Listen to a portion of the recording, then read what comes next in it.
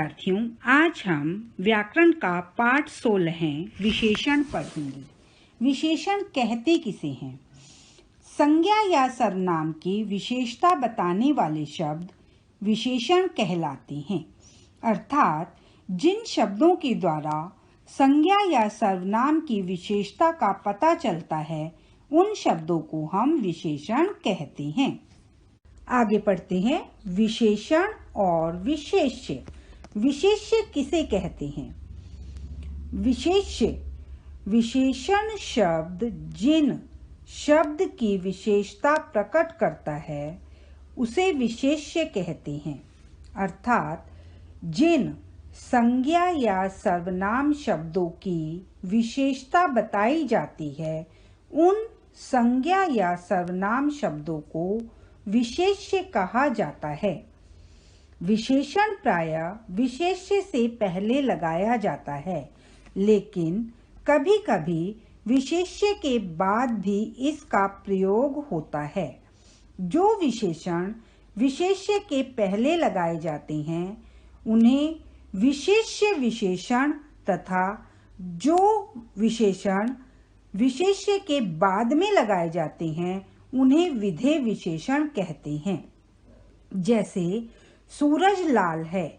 अब यहाँ पर विशेषण का प्रयोग सूरज, जो कि संज्ञा शब्द है, उसके बाद लगाया गया है, तो यह विधेय विशेषण कहलाएगा। इसी प्रकार नेहा सुंदर है, किताब मोटी है। इन दोनों वाक्यों में भी सुंदर और मोटी विशेषण विशेष्य के बाद में लगाया गया है, अर्थात उन्हें विधेय विशेषण कहा जाएगा। विशेषण के 4 भेद हैं: गुणवाचक विशेषण, संख्यावाचक विशेषण, परिमाणवाचक विशेषण तथा सार्वनामिक विशेषण। गुणवाचक विशेषण: काला, गोरा, अच्छा, सुंदर आदि। संख्यावाचक विशेषण: 10 बच्चे, 3 गेंदे आदि। सार्वनामिक विशेषण: वह व्यक्ति, उस घर, उस महिला आदि। परिमाणवाचक विशेषण: 1 किलो, 2 दर्जन आदि। आइए विशेषण के प्रत्येक भेद का विस्तार पूर्वक अध्ययन करते हैं। आइए सबसे पहले हम गुणवाचक विशेषण के बारे में पढ़ेंगे। विशेषण के 4 भेदों में गुणवाचक विशेषण सर्वप्रथम आता है। गुणवाचक विशेषण कहते किसे हैं? जिस शब्द से संज्ञा या सर्वनाम के गुण, रूप, रंग आदि का बोध होता है, अर्थात पता चलता है, उसे गुणवाचक विशेषण कहते हैं। जैसे बगीचे में सुंदर फूल हैं। अब यहाँ पर फूल कैसे हैं? सुंदर है। फूलों की यहाँ पर विशेषता बताई गई है कि फूल सुंदर है। धर्मपुर स्वच्छ नगर है। अब यहाँ पर धर्मपुर नगर की क्या विशेषता है कि वह नगर स्वच्छ है। स्वर्गवाहिनी गंदी नदी है। अब यहाँ पर नदी की विशेषता बताई गई है कि जो स्वर्गवाहिनी नदी है वह गंदी है। स्वस्थ बच्चे खेल रहे हैं। अब यहाँ पर बच्चों की विशेषता बताई गई है कि बच्चे स्वस्थ हैं। इस प्रकार सुंदर, स्वच्छ, गंदी और स्वस्थ विशेषण शब्दों के द्वारा फूल, नगर, नदी तथा बच्चों की विशेषता बताई गई है। आइए संख्यावाचक विशेषण पढ़ते हैं। संख्यावाचक विशेषण कहते किसे हैं? जिस विशेषण से संज्ञा या सर्वनाम की संख्या का बोध होता है, उसे संख्यावाचक विशेषण कहते हैं। अर्थात जो शब्द संज्ञा या सर्वनाम की संख्या या गिनती बताते हैं, उन्हें संख्यावाचक विशेषण कहते हैं। जैसे 1, 2, 5, 100, 50, 1000 आदि। उदाहरण देखते हैं। कक्षा में 40 विद्यार्थी उपस्थित हैं। अब यहाँ पर विद्यार्थियों की संख्या बताई गई है कि कक्षा में 40 विद्यार्थी हैं। आगे देखते हैं, रोहन 4 अंडे खाता है। अब यहाँ पर अंडों की गिनती बताई गई है, संख्या बताई गई है कि अंडे 4 हैं। तो हम कह सकते हैं कि जिन संज्ञा या सर्वनामों की संख्या का हमें पता चलता है उसे हम संख्यावाचक विशेषण कहते हैं। संख्यावाचक विशेषण के 2 भेद हैं, निश्चित संख्यावाचक विशेषण तथा अनिश्चित संख्यावाचक विशेषण। निश्चित संख्यावाचक विशेषण किसे कहा जाता है? जो शब्द संज्ञा या सर्वनाम की निश्चित संख्या का बोध कराते हैं उन्हें निश्चित संख्यावाचक विशेषण कहते हैं। जैसे 1, 100, 50, 1000, लाख, प्रत्येक, दोगुना, चौथा आदि।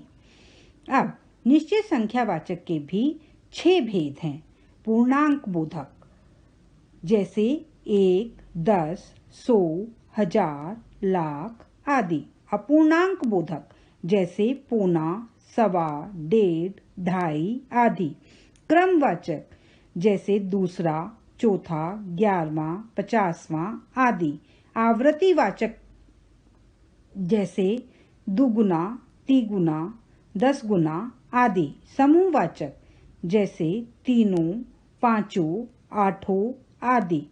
प्रतीक बोधक जैसे प्रति, प्रत्येक, हरेक, एक एक आदि।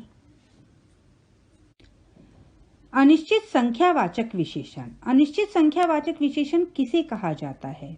जो शब्द संज्ञा या सर्वनाम की निश्चित संख्या का बोध नहीं कराते उन्हें अनिश्चित संख्यावाचक विशेषण कहते हैं।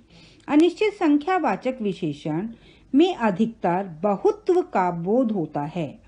जैसे सारे आम सड़ गए हैं। यहाँ पर सारे मतलब ऑलमोस्ट सभी आम जो हैं वो सड़ गए हैं। पुस्तकालय में असंख्य किताबें हैं। लंका में अनेक महल जल गए।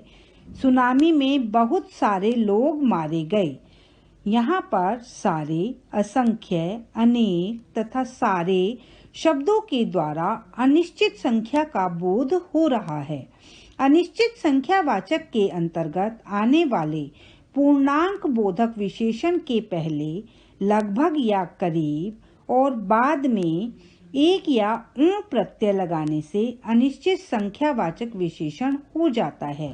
मतलब जो निश्चित संख्यावाचक विशेषण होते हैं और उनके आगे जब हम लगभग या करीब लगा देते हैं तो वे अनिश्चित संख्यावाचक विशेषण में परिवर्तित हो जाते हैं। जैसे लगभग 50 लोग आएंगे, करीब 20 रुपए चाहिए, सैकड़ों लोग मारे गए।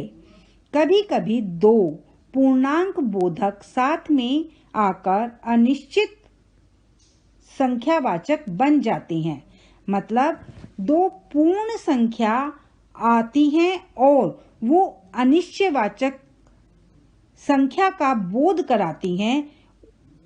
जैसे 40-50 रुपए चाहिए। यहाँ पर 40 और 50 अनिश्चित संख्यावाचक का बोध इसलिए करा रही हैं क्योंकि यहाँ पर यह बोध नहीं कराया गया है कि रुपए 40 चाहिए या 50 चाहिए। काम में 2-3 घंटे लगेंगे। यहाँ पर भी निश्चित संख्या का बोध नहीं हो रहा। काम में 2 या 3 के बीच के घंटे लग सकते हैं। तो यहाँ पर अनिश्चित संख्यावाचक विशेषण का बोध हो रहा है। धन्यवाद विद्यार्थियों। विशेषण का प्रथम भाग हम यहीं पर समाप्त करते हैं। आगे का भाग हम दूसरी वीडियो में पढ़ेंगे।